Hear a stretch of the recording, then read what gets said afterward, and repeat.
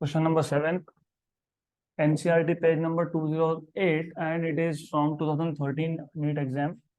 Simple question है, nothing to solve. It is completely theoretical question. A wire loop is rotated in a magnetic field. The frequency of change of direction of induced EMF is. तो पहले तो question समझना important है. A wire loop is rotated in magnetic field. So let us say we have a loop. Let us take this as loop. तो हमारे पास एक loop है. Imagine this is a loop और ये मैग्नेटिक फील्ड है. तो idea here is this. आपको question में पूछा है कि अगर हम वायर लूप को रोटेट करते हैं तो frequency of change of direction of induced EMF. तो अगर आपको फैराडेज का एक्सपेरिमेंट याद है क्या है फैराडेज का experiment? EMF is induced whenever there is change in magnetic flux linked with the coil. तो चेंज मतलब फ्लक्स इंक्रीज भी हो सकता है और फ्लक्स डिक्रीज भी हो सकता है. अगर फ्लक्स इंक्रीज हो रहा है, करंट क्लॉकवाइज है, तो जब फ्लक्स डिक्रीज होगा तो एंटी क्लॉकवाइज होगा. ये लूप था. वन कंप्लीट रोटेशन, याद रखना. वन कंप्लीट रोटेशन मतलब क्या? वन कंप्लीट रोटेशन मतलब how much angle? 360 degree. Very good. तो this is magnetic field, this is loop. तो initially maximum flux is linked with the coil. जब मैं इसको रोटेट कर रहा हूं तो फ्लक्स क्या हो रहा है? कम हो रहा है. और इस स्टेज पे फ्लक्स हो जाएगा 0. राइट. तो फ्लक्स इज डिक्रीजिंग. जब फ्लक्स डिक्रीज होता है तो लेट अस से करंट इज क्लॉकवाइज. अब मैं इसको वापस रोटेट कर रहा हूं, फ्लक्स क्या हो रहा है? इंक्रीज. तो current induce will B anti clockwise. Right. Correct. Clear. तो वापस मैं जब इसको रोटेट कर रहा हूं, flux is decreasing again clockwise and again anti clockwise. तो ऐसा क्लॉकवाइज और एंटी क्लॉकवाइज एक रोटेशन में कितनी बार हुआ? 2 बार. Very good. तो इसका मतलब direction of change of direction of induce EMF is how many times पर revolution? Twice. Option number D. जिनको अभी भी नहीं समझा, थोड़ा सा इमेजिनेशन बढ़ाना पड़ेगा. हमारे पास एक वायर का लूप है. तो imagine this is loop of wire. ये वायर का लूप है and we have magnetic field. तो magnetic field is initially let us say perpendicular to the loop. तो मैक्सिमम फ्लक्स, जो मैं इसको रोटेट करूंगा, रोटेट कर रहा हूं, तो फ्लक्स क्या हो रहा है? कम हो रहा है, कम हो रहा है, कम हो रहा है और हो गया 0. तो flux was decreasing. Flux decreasing मतलब लेट अस से करंट इज क्लॉकवाइज. ओके. फिर वापस रोटेट किया तो flux is increasing increasing increasing. Flux increases मतलब करंट इज एंटी क्लॉकवाइज. फिर वापस रोटेट किया, अगेन फ्लक्स इज डिक्रीजिंग मतलब क्लॉकवाइज. और वापस से रोटेट करते गए तो flux is increasing anti clockwise. एक राउंड पूरा हो गया, 1 राउंड कंप्लीट. तो एक राउंड कंप्लीट होने में क्लॉकवाइज करंट या फिर एंटी क्लॉकवाइज करंट कितने बार आया? 2 बार. मतलब what is frequency of frequency per revolution? Twice. तो एक रोटेशन में change of direction of induce EMF is 2 times. Right. क्योंकि 2 बार हुआ ना. एक बार induce EMF is clockwise and once it is anti clockwise. Okay. तो कुछ सॉल्व करने से नहीं है इसमें. अगला question. A current of 2.5 ampere flows through a coil of inductance 5 henry. हमारे पास करंट 2.5 एम्पियर का है and it flows through a coil of inductance 5 Henry. The magnetic flux linked with the coil is, simple question है, very simple question. What is flux linked with the coil? L into I. खत्म. तुमको flux पूछा है, done. Flux is L into I. What is L?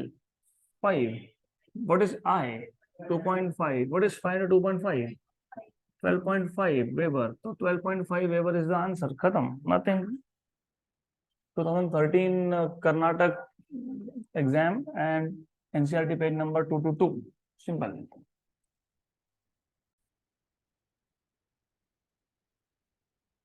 A coil of resistance 400 ohm is placed in a magnetic field. You have a coil of resistance 400 ohm. If the magnetic flux linked with the coil varies with time t as 50 t square plus 4, the current in the coil at t equal to 2 second is. ये हुआ था क्या question solve? नहीं. CET में same question है, exactly same. तो बहुत simple question है, हमारे पास फ्लक्स दिया है as a function of time. क्या दिया है? Flux 50t² + 4। आपको क्या पूछा है? What are they asking you? The current in the coil at t = 2 second. सिर्फ डिफरेंस इतना है, सीईटी में ईएमएफ इंड्यूस पूछा है, यहाँ पे आपको पूछा है current induce. That is only difference. तो can you tell me how do you find out induce current? E IR, very good, excellent. E equal to IR, I equal to E by R, but E is d phi by dt. Good.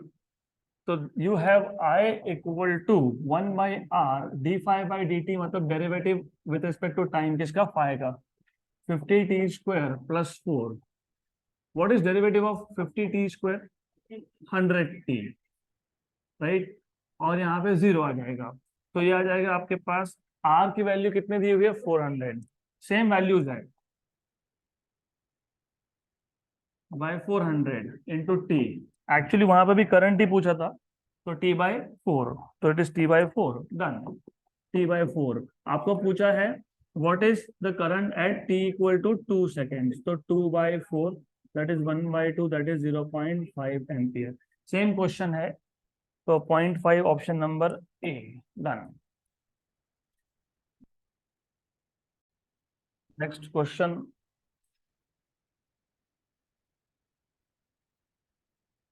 ये question भी CET के set में है, मतलब there are few common questions from NCERT and which can appear in CET also. In a coil of resistance 10 ohm, the induced current developed by changing magnetic flux through it is shown in figure as a function of time. तो the idea here is, जब आप flux change करते हो तो क्या induce होता है? EMF. मतलब क्या इंड्यूस होता है? करंट। तो current, induce current as a function of time का ग्राफ दिया है आपको। The magnitude of change in flux through the coil in weber is, क्या फाइंड करना है? चेंज इन फ्लक्स फाइंड करना है। चेंज इन फ्लक्स फाइंड करना है, एक्चुअली फ्लक्स फाइंड करना है। चेंज इन फ्लक्स मतलब फाइनल फ्लक्स माइनस, लेकिन इनिशियल तो 0 है ना, क्योंकि इनिशियल टाइम t = 0 पे करंट कितना है? 0। करंट 0 मतलब ईएमएफ कितना रहा होगा? 0। ईएमएफ 0 है, मतलब d∅dt भी 0 है, मतलब फ्लक्स क्या है? कांस्टेंट है। Remember this. तो फ्लक्स भी 0 हो सकता है। मैं वापस रिपीट करता हूँ, कुछ नहीं है क्वेश्चन, सिंपल क्वेश्चन है। एक कॉइल है, रेजिस्टेंस कितना है कॉइल का? 10। Induce current as a function of time दिया है आपको, राइट। और आपको पूछा है what is the change in flux. तो I have few questions for you. पहले तो आप मुझे ये बताओ, थोड़ा सा मैं ऑफ टॉपिक जा रहा हूँ, पता होना चाहिए। Suppose you have velocity and you have time. Velocity time graph से कौन से दो फिजिकल पैरामीटर्स आपको मिलते हैं? Acceleration and, how do you find out acceleration? Slope. And how do you find out distance? मतलब displacement is area under the curve. Why area under the curve is displacement? No, वो ठीक है, this scalar that is okay, but it is a product of velocity into time. The idea is dimension से आता है ये। अब जब velocity upon time करते हो, that gives you acceleration dimensionally. जब आप velocity into time करते हो, that gives you displacement या distance dimensionally. That is the basic idea behind area under the curve. तो in short, ग्राफ कोई भी हो, y/x करोगे तो क्या मिलेगा? स्लोप। y × x करोगे तो क्या मिलेगा? Area under the curve. That's it, that is the basic idea. तो हमारे पास एक ग्राफ है, मैं अगर i × t करता हूं, i × t, तो क्या मिलेगा? Area under the curve. आपको पूछा था what is change in flux. Change in flux कहीं पे भी आए ना, स्टार्ट यहीं से करना होता है। E = d∅/dt, तो d∅ = e dt, राइट। लेकिन E = है IR। ये आ गया आपके पास चेंज इन फ्लक्स, लेकिन ये इंस्टेंटेनियस चेंज इन फ्लक्स है, मतलब एक गिवन टाइम पे, at certain point of time. यहाँ पे टाइम का एक इंस्टेंट है कि बहुत सारे इंस्टेंट्स है? बहुत सारे हैं। 0, 0.001, 0.002, 0.003, ऐसा करते करते 0.1 तक। हमने सेम क्वेश्चन सॉल्व किया था सीईटी में, सिर्फ एक चेंज था, टाइम था 0.5 और यहाँ पे वैल्यू अलग थी, बाकी सब कुछ था सेम। तो जब आपके पास एक टाइम इंस्टेंट नहीं हो, बहुत सारे हो, तो इंटीग्रेशन, तो integration D phi equal to integration I R D T, R is constant, तो change in flux is equal to R constant integration I D T. How do you find out integration I D T? मैंने अभी बताया y into x क्या होता है, अभी बताया मैंने, y अपॉन एक्स क्या होता है, स्लोप, y इंटू एक्स क्या होता है। हाँ, तो इंटीग्रेशन आई डी टी मतलब क्या है, एरिया है, तो this is nothing but area, area under the curve, area under the curve मतलब एरिया अंडर द ग्राफ। तो r की वैल्यू थी 10, area is half base into height, base is 0.1 and height is 4, height is 4, ठीक है, मैंने direct multiply करके लिख दिया, डजंट मैटर, राइट। तो this is 1 and 2, this is 0.2 into 10 मतलब 2, तो what is change in flux, 2 weber, तो change in flux is 2 weber, option number B.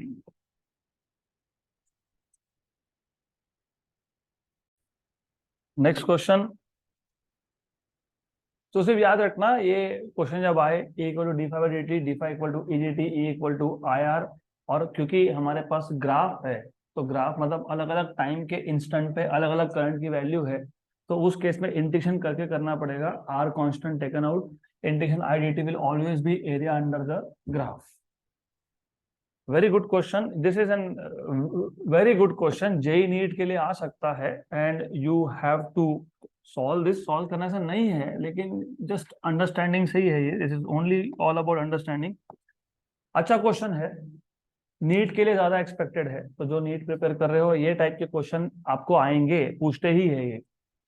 The current I in a coil varies with time as shown in the figure, the variation of induced EMF with time would be, देखो current, induced current is changing with time t, आपको पूछा है अगर current versus time का graph ऐसा दिखता है तो इंड्यूस ईएमएफ वर्सेस टाइम का ग्राफ कैसे दिखेगा, that is the idea. Okay, बहुत सिंपल क्वेश्चन है, मैं बता देता हूँ, और इस टाइप के क्वेश्चन है, again I am telling you, NEET के लिए ज्यादा एक्सपेक्टेड होते हैं, तो you should solve such questions. Who knows what is Lenz's law? E equal to minus D phi by D T, excellent, और हमेशा लेंस लॉ ही पता होना चाहिए। वो Faraday second law is just magnitude of induced EMF, और Lenz law gives you direction of induced EMF also along with magnitude, E equal to minus D phi by D t. Good, तो एक काम करेंगे, इसी के नीचे हम लोग इंड्यूस्ड ईएमएफ भी प्लॉट कर लेंगे, ये टाइम एक्सिस आएगा और यहाँ पे इंड्यूस ईएमएफ का एक्सिस आएगा ई। मैं जानबूझ के इसके नीचे ड्रॉ कर रहा हूँ क्योंकि I need this values t/4, t/2, 3t/4 and then you have t, वो ठीक है, दैट इज ओके। तो वो induce EMF E equal to minus D phi by D t, लेकिन तुम्हारे पास ग्राफ फ्लक्स वर्सेस टाइम का है या करंट वर्सेस टाइम का है, और यहाँ पे दो कॉइल मेंशन किया कि एक ही कॉइल बोला है, एक, तो एक कॉइल में सेल्फ इंडक्टेंस होगा कि म्यूचुअल होगा, सेल्फ इंडक्टेंस होगा, तो सेल्फ इंडक्टेंस की केस में phi equal to L I, very good, minus d L I by D t, और एल क्या होता है, कांस्टेंट, तो E equal to minus L d I by D t. Good, मैंने अभी अभी आपको बताया पिछला क्वेश्चन, y बाई एक्स मतलब क्या, स्लोप, तो dy बाई डी एक्स मतलब क्या, स्लोप, तो D I by D T मतलब क्या, स्लोप। अगर आप 0 से t/4 देखते हो, if you look from 0 to t/4, i versus t, इसका जो ग्राफ है वो स्ट्रेट लाइन है, और एंगल क्या है, पॉजिटिव है, राइट, स्लोप क्या है, पॉजिटिव है। What is slope, dy by D x, मतलब इस केस में D I by D T, तो इस केस में D I by D T क्या है, पॉजिटिव है, स्लोप क्या है, पॉजिटिव है, और E क्या होता है, minus L into D I by D T, तो यहाँ पे स्लोप पॉजिटिव है तो E इक्वल टू नेगेटिव आएगा, क्योंकि E equal to minus L into positive number आएगा, मतलब क्या आएगा, नेगेटिव आएगा, तो यहाँ पे ओवरऑल E क्या आएगा, नेगेटिव आएगा, और क्या आएगा, कांस्टेंट आएगा। कांस्टेंट क्यों आएगा, क्योंकि स्लोप क्या है, कांस्टेंट है, और एल भी क्या है, कांस्टेंट है। सेल्फ इंडक्टेंस की वैल्यू क्या होती है, कांस्टेंट। और D I by D T, अगर एंगल कांस्टेंट है तो स्लोप भी क्या है, कांस्टेंट है। तो ये दोनों हो गए आपके पास constant. D I by D T था पॉजिटिव, इसके लिए ई क्या आया, नेगेटिव। तो 0 से t/4 में ईएमएफ क्या होना चाहिए, constant and negative, constant and negative. Question solve हो गया। कहाँ पे है constant and negative, option C में है, कांस्टेंट एंड नेगेटिव। अच्छे से देखो, ईएमएफ की वैल्यू कांस्टेंट, कांस्टेंट मतलब constant, not changing, not changing, straight line parallel to time axis and negative. Option number A, ये नेगेटिव दिख रहा है क्या, यस। कांस्टेंट दिख रहा है क्या, यस। हो गया, क्वेश्चन खत्म, डन, राइट। तो सेकंड केस भी सॉल्व करके देता हूं, because you still look very confused, which is not good, not a good sign. यहाँ पे स्लोप कितना है, 0, वेरी गुड। तो यहाँ पे D I by D T है 0, तो ई भी है 0। तो t/4 से t/2 तक, t/4 से t/2 तक व्हाट इज ई, 0। उसके बाद यहाँ पे स्लोप इज नेगेटिव, क्योंकि स्लोप नेगेटिव है तो ईएमएफ पॉजिटिव होगा, ईएमएफ आएगा positive and constant. Look, positive and constant है, पॉजिटिव एंड कांस्टेंट, यस। तो डन, ऑप्शन नंबर ए खत्म। तो if you draw on this graph here, you will see constant, then 0, and then again constant and positive here.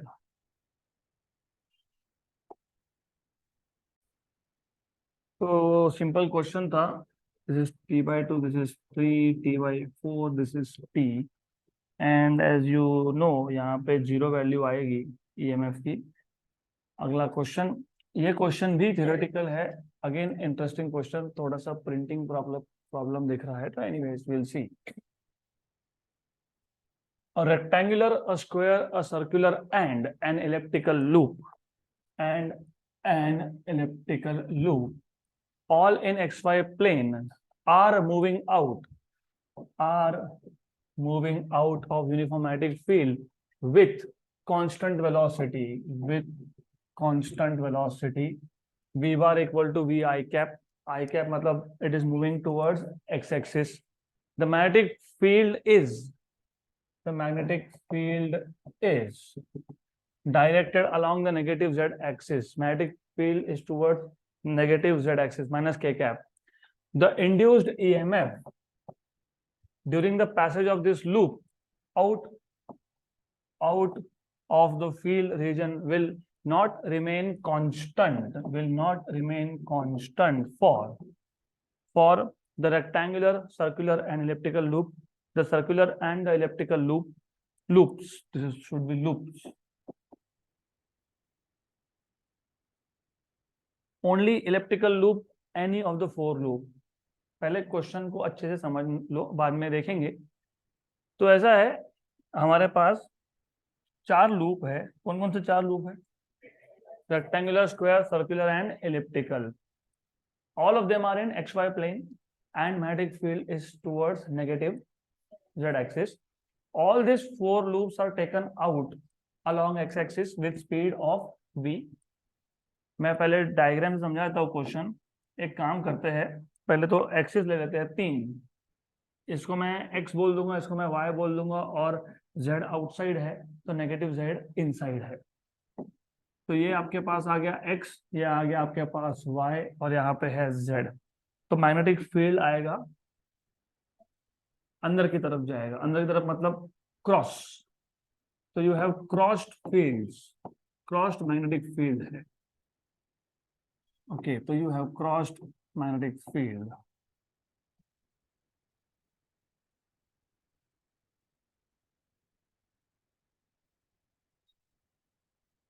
ऐसा field है, this is what you have. Good. अब इस field में total आपके पास है 4 loop, एक है रेक्टेंगुलर, एक है सर्कुलर, एक है स्क्वायर, और एक है elliptical.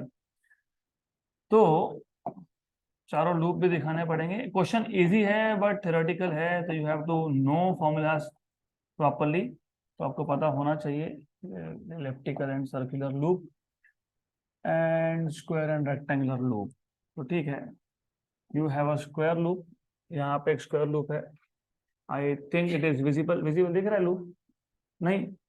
Yes no yes no, yes no yes no, yes no yes, अभी दिखेगा।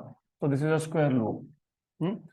Then you have a rectangular loop, मैं रेक्टेंगुलर लूप को नीचे दिखा देता हूँ। Then you have a circular loop and you have elliptical loop. तो ऐसे 4 लूप्स है आपके पास, यू हैव दिस 4 लूप्स। तो पहले क्वेश्चन को अच्छे से समझ लेते हैं and then we will answer this. Okay, तो the idea is something like this. अच्छा क्वेश्चन है इसलिए अच्छे से समझ लो, ऐसा है। इन चारों को हम लोग मैग्नेटिक फील्ड से बाहर निकाल रहे हैं टुवर्ड्स पॉजिटिव एक्स एक्सिस। मतलब all this 4 are taken out, they are taken out, बाहर निकालेंगे with same speed v along X axis. तो इन चारों को हम लोग बाहर निकाल रहे हैं। तो all of this 4 are taken out. यहाँ तक क्लियर? अब क्वेश्चन को वापस एक बार पढ़ो। तो क्वेश्चन में ये था कि ये चारों लूप एक्स वाई प्लेन में थे, मैग्नेटिक फील्ड नेगेटिव जेड में है, और जब आप इन चारों लूप को बाहर निकालोगे with speed v in X direction, तो ईएमएफ इंड्यूस होगा, होगा ना? क्यों? Because flux linked with the coil is changing. तो the induce EMF during the passage of this loop out from the field region, तो जब आप इन लूप्स को बाहर निकालोगे ईएमएफ इंड्यूस होगा। तो कौन से केस में ईएमएफ कांस्टेंट नहीं रहेगा? In which of the following case EMF will not be constant with time?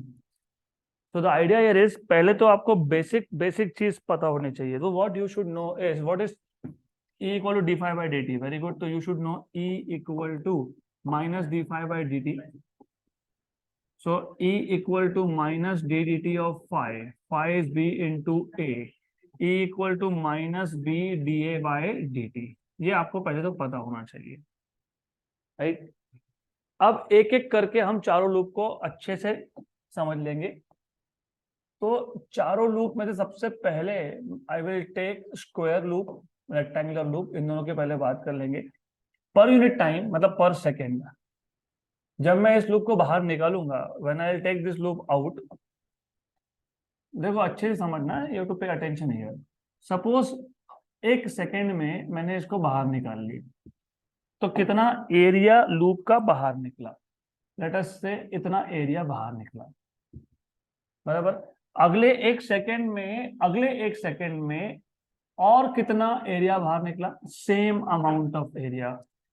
मतलब अगले एक सेकेंड में वापस से सेम अमाउंट ऑफ एरिया बाहर निकला, राइट? तो what is changing? Area. Area inside the field is changing, तो what is changing? D A by dt। लेकिन स्क्वायर के केस में हर एक सेकेंड में D A by dt is same. Very good. d तो कांस्टेंट था, ये भी क्या है? कांस्टेंट है।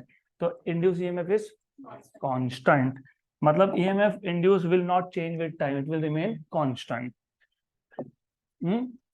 Yes exactly. तो आपको समझ में आ गया कि रेक्टेंगुलर लूप के लिए भी सेम होने वाला है। तो D A by D T is same for square and rectangle, तो EMF induce will be constant. लेकिन in case of circular loop देखो ऐसा है, क्योंकि शेप की वजह से it all depends on the shape. Because of the shape, जब आप इसको बाहर निकालोगे तो पहले एक सेकेंड में, इन द फर्स्ट 1 सेकेंड, थोड़ा सा एरिया कम बाहर निकलेगा, तो less amount of area is changing per unit time. फिर अगले सेकंड में when you pull it out, जब आप इसको बाहर निकालोगे अगले एक सेकंड में, तो what you will see is, अब ज्यादा एरिया बाहर आ गया। तो now you will find, you will see कि पहले पहले कम एरिया बाहर आया था, अब ज्यादा आया। Now the change in area linked with the field is more, तो D A by D T is not constant, तो ये इंक्रीजिंग है, तो EMF is also increasing. Same will be true for. तो अभी मेरे को बताओ what will be the answer? Option number B. तो circular and elliptical loops will not have constant EMF, they will have increasing EMF initially and then decreasing. पहले तो increase होगा ना, फिर बाद में डिक्रीज होगा. Done. This is how you are suppose to solve this question. Just for a better understanding, I will write down here. In this case, dA by dt is equal to constant, and therefore E equal to constant. And in this case, dA by dt is not equal to constant, and hence EMF is also not equal to constant. This is how you should be solving this question.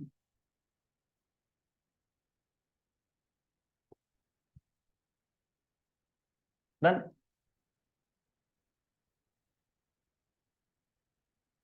Done. अगला question.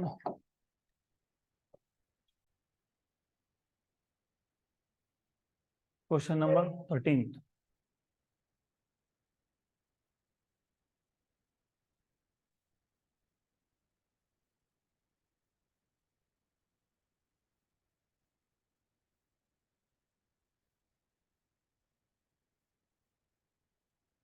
And I hope you are solving assignments daily basis पे. I hope. Hope is a good thing to have. Solve करो तो आएगा result, नहीं तो difficult जाएगा if you do not solve anything at home.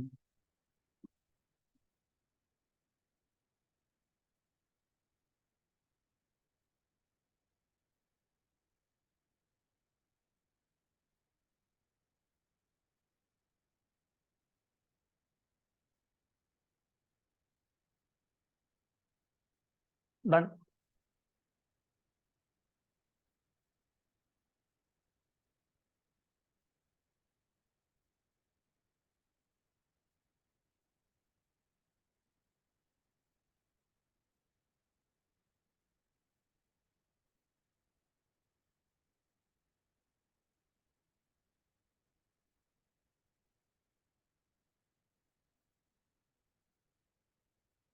जिनको schedule नहीं बनाते आ रहा है खुद का, तो टेल मी, मैं बना के देता हूँ शेड्यूल आपको, पर वो फॉलो करना पड़ेगा. And if you do that, NEET में फिजिक्स में I can guarantee you more than 132.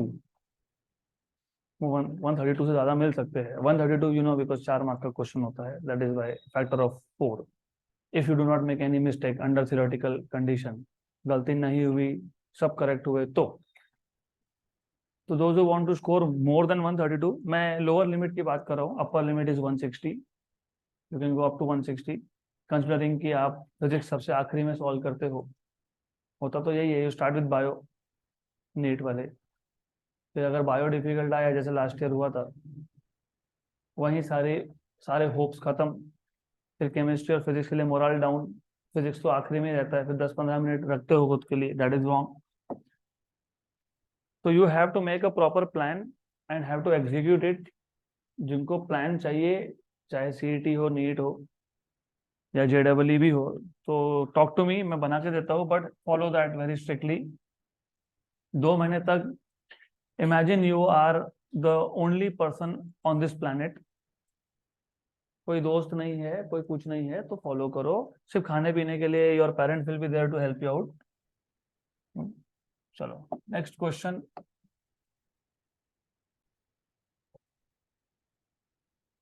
17.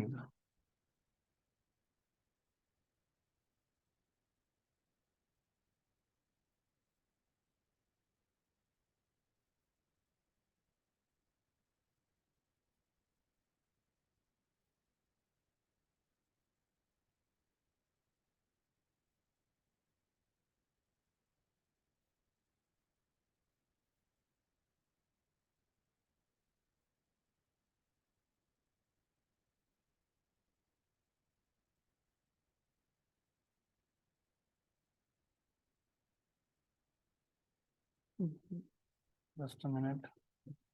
Just a minute. I'll change background for a while. Yes. Okay. Done. Done.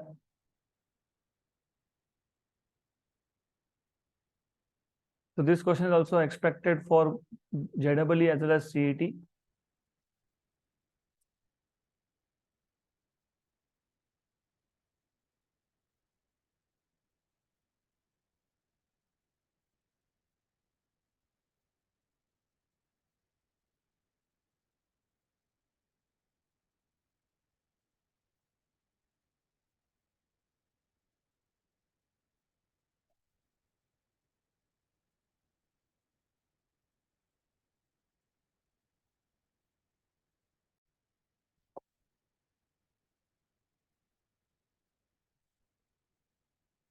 Question number था 20th।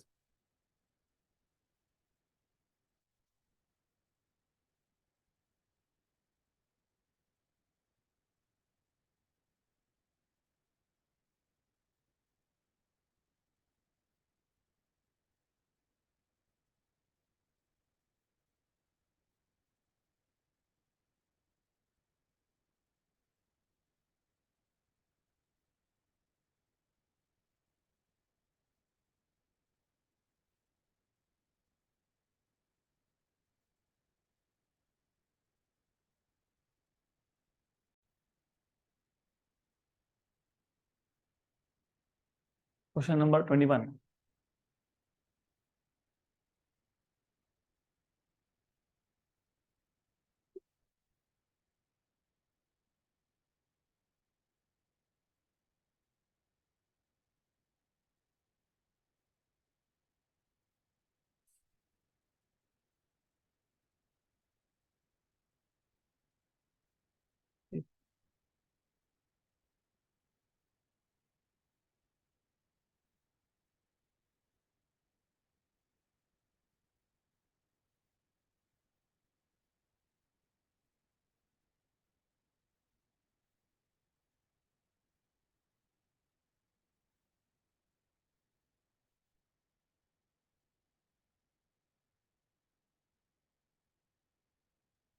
डन।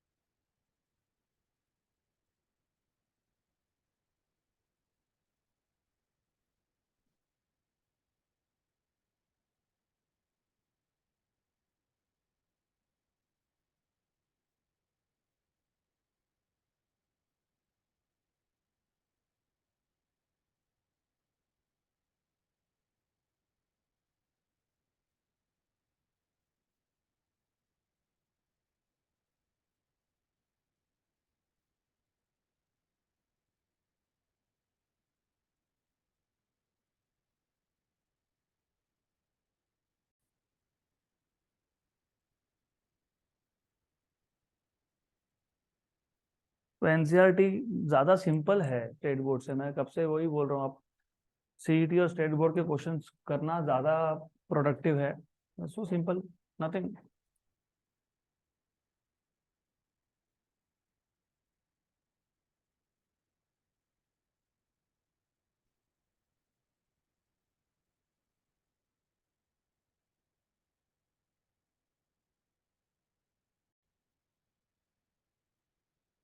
तो I see we still have more than 20 minutes।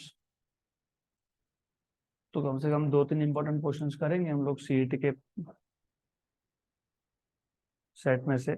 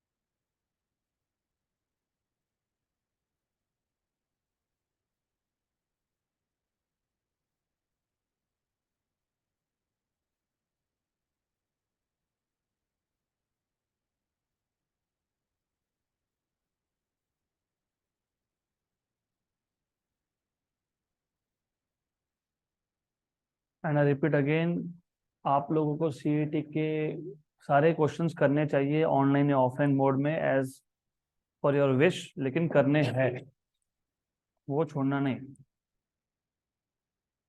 और यहाँ पे CET के questions थोड़े higher level के होते हैं, तो वो आपको नीट और जेडबलई के लिए भी sometimes will be helpful. Done.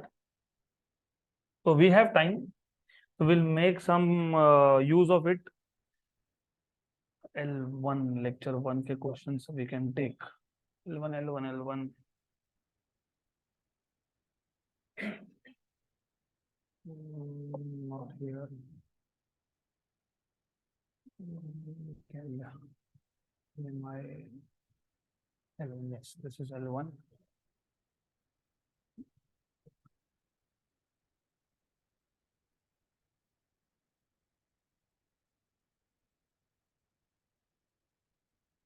Okay.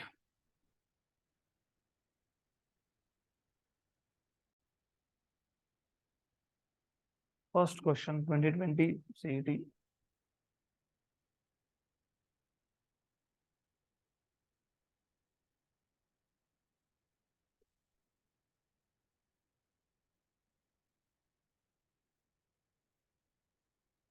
वो ऑलरेडी सीईटी में हुआ ही है वो.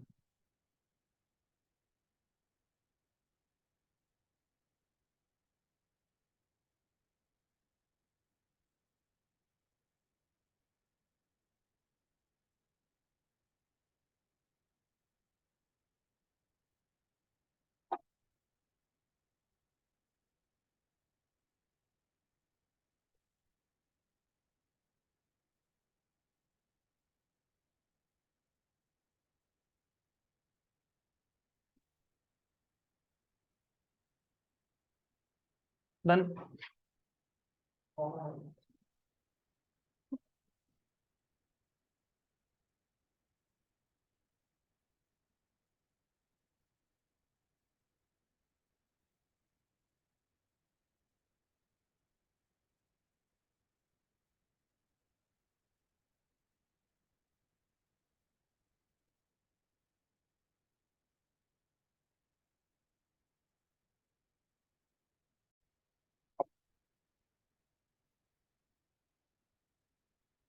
so just a minute.